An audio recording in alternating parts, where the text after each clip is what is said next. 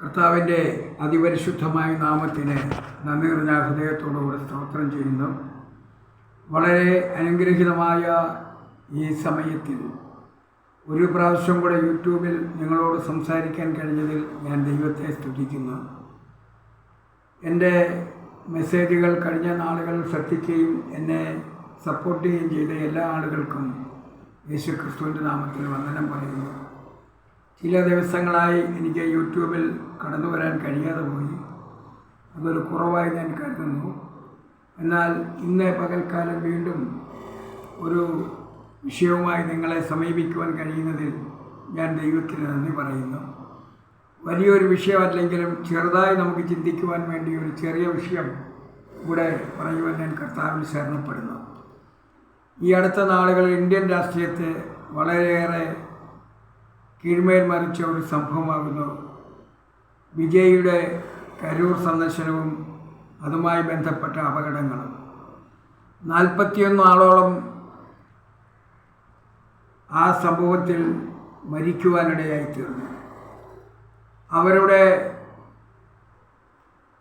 ആളുകൾക്ക് അല്ലെങ്കിൽ അവരുടെ ബന്ധുമിത്രാദികൾക്ക് നഷ്ടപരിഹാരം കൊടുത്തുകൊണ്ട് വിജയ് വീണ്ടും രംഗത്ത് വരുവാനിടയായി. ഭരണ പ്രതിപക്ഷ കക്ഷികൾ വിവിധങ്ങളായ വിഷയങ്ങൾ അവതരിപ്പിച്ചുകൊണ്ടും വിവിധങ്ങളായ പ്രശ്നങ്ങൾ സൃഷ്ടിച്ചുകൊണ്ടും ആ സംഭവത്തെ പർവ്വതീകരിച്ച് കാണുകയും വിജയ്ക്കെതിരെ ഒരു വലിയ മുന്നേറ്റമായി കൊണ്ടുവരുവാൻ ശ്രമിക്കുകയും ചെയ്തു. അപ്പോൾ തന്നെ വിജയും അതിനെ എതിർത്ത് സംസാരിക്കുകയും അതിൻ്റെ പ്രത്യാഘാതങ്ങൾ മനസ്സിലാക്കി താനും വളരെ കൃത്യമായ ഇടപെടലുകൾ നടത്തി എന്ന് മനസ്സിലാക്കാൻ കഴിയും. ഈ സംഭവമല്ല എൻ്റെ ചിന്തയിൽ എത്തിയത്. ഈ കാലഘട്ടത്തിൽ ധാരാളം റാലികൾ നടക്കുന്ന കാലഘട്ടമാണ്. ഇനിയും വരാൻ പോകുന്ന ദിവസങ്ങളിൽ കേരളത്തിൽ വിവിധ റാലികൾ സംഘടിപ്പിക്കപ്പെടും. വിവിധ റാലികളിൽ നേതാക്കന്മാർ കടന്നു വരികയും നേതാക്കന്മാർ വിവിധ റാലികളിൽ ജനത്തെ അഭിസംബോധന ചെയ്യുകയും ചെയ്യും. ഇത്തരം റാലികളും ഇത്തരം സംവിധാനങ്ങളുമൊക്കെ തങ്ങളുടെ ഭരണ നൈപുണ്യത്തെക്കുറിച്ചും താങ്കൾ വരുത്തുവാൻ ഉദ്ദേശിക്കുന്ന ഭരണ പരിഷ്കാരങ്ങളെക്കുറിച്ചുമൊക്കെ ലോകത്തോട് പറയുന്നതിന് വേണ്ടിയാകുന്നു ഇത്തരം റാലികൾ സംഘടിപ്പിക്കുന്നത്. അടുത്ത മുഖ്യമന്ത്രി കസേര സ്വപ്നം കണ്ടുകൊണ്ട് വിജയ് നടത്തിയ റാലിയാകുന്നു കരൂരിൽ പരാജയപ്പെട്ടു പോയത്. ഇനിയും അതെങ്ങനെ മുന്നോട്ട് കൊണ്ടുപോകുമെന്നുള്ളതിനെക്കുറിച്ച് നമുക്കറിയില്ല. എന്തായിരുന്നാലും കരൂരിൽ സംഭവം പരാജയപ്പെടുവാനിടയായി. ഇനി നമുക്ക് ചിന്തിക്കുവാനുള്ളത് ഇത്തരം റാലികൾ എന്തിനു വേണ്ടിയാണ് സംഘടിപ്പിക്കുന്നത്? അവനവൻ്റെ മാനിഫെസ്റ്റോ ലോകത്തോട് വിളിച്ചു പറയുന്നതിന് വേണ്ടിയാകുന്നു റാലികൾ സംഘടിപ്പിക്കുന്നത്. ഈ റാലികൾക്കൊക്കെ മുമ്പ് തന്നെ ചരിത്ര പ്രസിദ്ധമായ ഒരു റാലി ഇവിടെ നടക്കുവാനിടയായി. അത് വിശദീകരിച്ചിരിക്കുന്ന വിശുദ്ധ ബൈബിളിലാകുന്നു. വിശുദ്ധ ബൈബിളിൽ ഒരു റാലിയെക്കുറിച്ച് പ്രസംഗിക്കുന്നുണ്ട് അല്ലെങ്കിൽ പരാമർശിക്കുന്നുണ്ട്. അത് മറ്റാരുമല്ല നടത്തിയത് സർവശക്തനായ ദൈവത്തിൻ്റെ പുത്രൻ നമ്മുടെ കർത്താവായ യേശു ക്രിസ്തുവാകുന്നു ആ റാലി നടത്തുവാനിടയായി. അദ്ദേഹം എതിരെയുള്ള ഗ്രാമത്തിൽ നിന്നും കഴുതയെയും കഴുതക്കുട്ടിയെയും അഴിച്ചു കൊണ്ടുവരുവാൻ ശിഷ്യന്മാരോട് കൽപ്പിക്കുകയും അതിനെ കൊണ്ടുവന്നു കഴിഞ്ഞപ്പോൾ വളരെ കൃത്യമായി ആ കഴുതക്കുട്ടികളെ ഉപയോഗിച്ചുകൊണ്ട് യെരുശലേം എന്ന് പറയുന്ന വിശുദ്ധ നഗരത്തിലേക്ക്, യഹൂദൻ്റെ പുണ്യഭൂമിയിലേക്ക്, യഹൂദൻ്റെ എല്ലാമായിരിക്കുന്ന ഭൂമിയിലേക്ക് ഒരു വലിയ റാലി അദ്ദേഹം നടത്തുവാനിടയായി. യേശുക്രിസ്തുവിൻ്റെ റാലിയിൽ അണിനിരുന്നത് പാവപ്പെട്ടവരും സാധാരണക്കാരും പതിതരും പട്ടിണി പാവങ്ങളുമായ 10,000 ആളുകളായിരുന്നു യേശുക്രിസ്തുവിൻ്റെ റാലിയിൽ അണിചേരുവാനിടയായി. യേശു എന്ന് പറയുന്ന മഹാത്ഭുതമായി ഭൂമിയിൽ വന്നിട്ട് അദ്ദേഹം അവസാനമായി നടത്തിയ റാലിയായിരുന്നു ഈ യെരുശലേം യാത്ര എന്ന് പറയുന്നത്. യെരുശലേം യാത്രയെക്കുറിച്ച് വേദപുസ്തകത്തിൽ ഒരുപാട് അഭിപ്രായങ്ങളുണ്ടെങ്കിലും ആ സംഭവത്തെക്കുറിച്ച് ചിന്തിക്കുന്ന ഒരു പഠിതാവായ ഒരു വേദപുസ്തക പഠിതാവിന് മനസ്സിലാക്കാൻ കഴിയുന്നത് യേശുക്രിസ്തുവിൻ്റെ യെരുശലേം മാനിഫെസ്റ്റോ വെളിപ്പെടുത്തിക്കൊണ്ടായിരുന്നു അദ്ദേഹം റാലി നടത്തുവാനിടയായത്. യേശു തൻ്റെ ജീവിതത്തിൽ വരുത്തുവാൻ പോകുന്ന അല്ലെങ്കിൽ കൊണ്ടുവരുവാൻ പോകുന്ന രാജ്യവും രാജ്യതന്ത്രജ്ഞതയും അവിടുത്തെ സംവിധാനങ്ങളുമൊക്കെ വളരെ കൃത്യമായി വിശദീകരിച്ചുകൊണ്ടാകുന്നു ആ റാലി അദ്ദേഹം നടത്തുവാനിടയായത്. അതിൽ പങ്കെടുത്ത ആളുകൾ പാവപ്പെട്ടവരും പതിതരും പട്ടിണി പാവങ്ങളുമായിരുന്നു എന്നുള്ള വസ്തുത നാം മറന്നു പോകരുത്. ഇവിടെ പലപ്പോഴും റാലികൾ സംഘടിപ്പിക്കുമ്പോൾ പണക്കാരെയും ഉന്നതന്മാരെയും ഒക്കെ സംഘടിപ്പിച്ചുകൊണ്ട് റാലി നടത്തുമ്പോൾ യേശുക്രിസ്തു നൂറ്റാണ്ടുകൾക്ക് മുമ്പ് നടത്തിയ റാലി പാവപ്പെട്ടവരെയും സാധാരണക്കാരനെയും സംഘടിപ്പിച്ചുകൊണ്ടുള്ള റാലിയായിരുന്നു. ആ റാലിയിൽ അദ്ദേഹം വളരെ കൃത്യമായി പറഞ്ഞു, എൻ്റെ രാജ്യം ഐഹികമല്ല, എൻ്റെ രാജ്യം ഭക്ഷണമല്ല, പാനീയമല്ല, എൻ്റെ രാജ്യം നീതിയും സമാധാനവും സമർത്ഥമായ ജീവിതവും സംഭാവന ചെയ്യുന്ന അനുഗ്രഹീതമായ രാജ്യമാകുന്നു അദ്ദേഹം പറയുവാനിടയായി. അദ്ദേഹത്തിൻ്റെ റാലി ആ മരുഭൂമിയിലൂടെ സഞ്ചരിച്ച് ആ വഴികളിലൂടെ സഞ്ചരിച്ച് യെരൂശലേം പട്ടണത്തെ അടുത്തു കഴിഞ്ഞപ്പോൾ പട്ടണം ഇളകി എന്നാണ് പറയുന്നത്. ഏത് മഹത്തുക്കളുടെയും റാലി പട്ടണങ്ങളിൽ അടുക്കുമ്പോൾ പട്ടണം ഇളകുക എന്നതൊരു സാധാരണ സംഭവമാകുന്നു.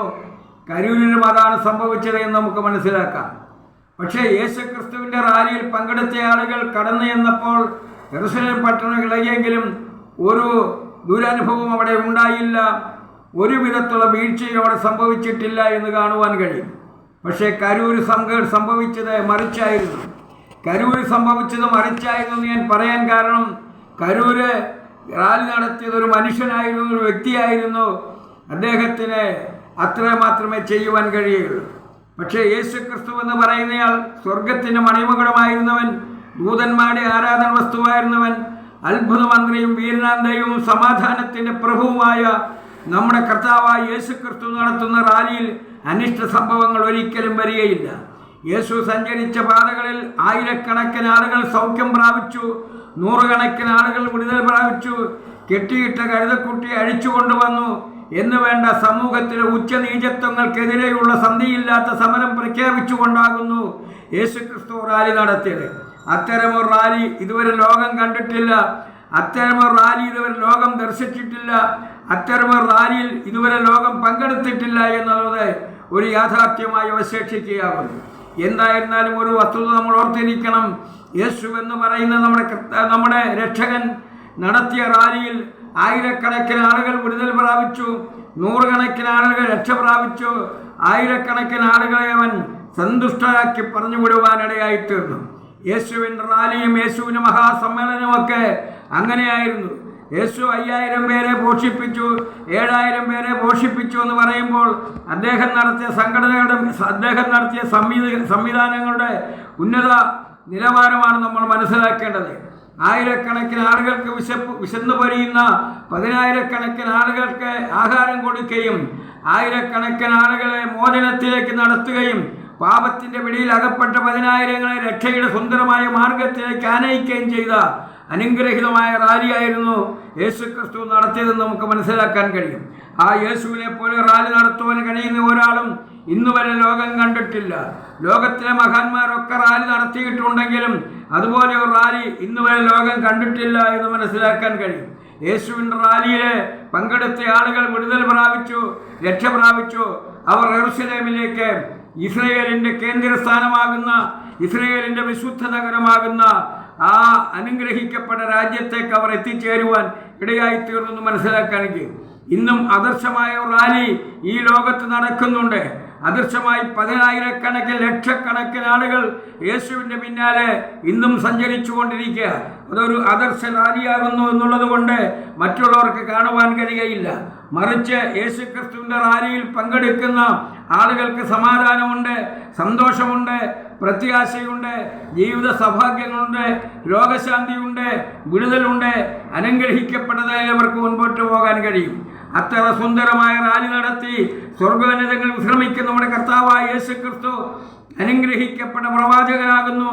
അവൻ മഹത്തരമായ ചിന്തകൾ മനുഷ്യലോകത്തിന് കൊടുത്ത പ്രവാചകനായിരുന്നു.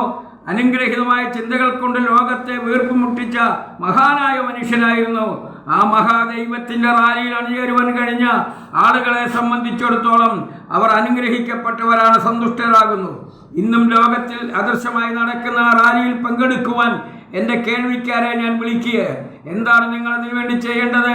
യേശുവിനെ രക്ഷിതാവായി സ്വീകരിക്കുക, യേശുവിനെ പാപ വിമോചകനെന്ന് ഹൃദയത്തിൽ സ്വീകരിക്കുക.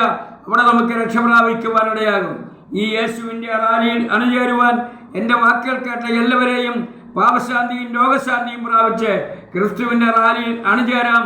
നമുക്ക് ആ രാജ്യത്തിൽ, സുന്ദരമായ രാജ്യത്തിൽ എത്തിച്ചേരുവാൻ സർവശക്തനായ ദൈവം നമ്മെ എല്ലാവരെയും സഹായിക്കട്ടെ എന്ന് ആശംസിച്ചുകൊണ്ട് ഞാൻ എൻ്റെ വാക്കുകൾക്ക് വിരാമം കുറിക്കുന്നു.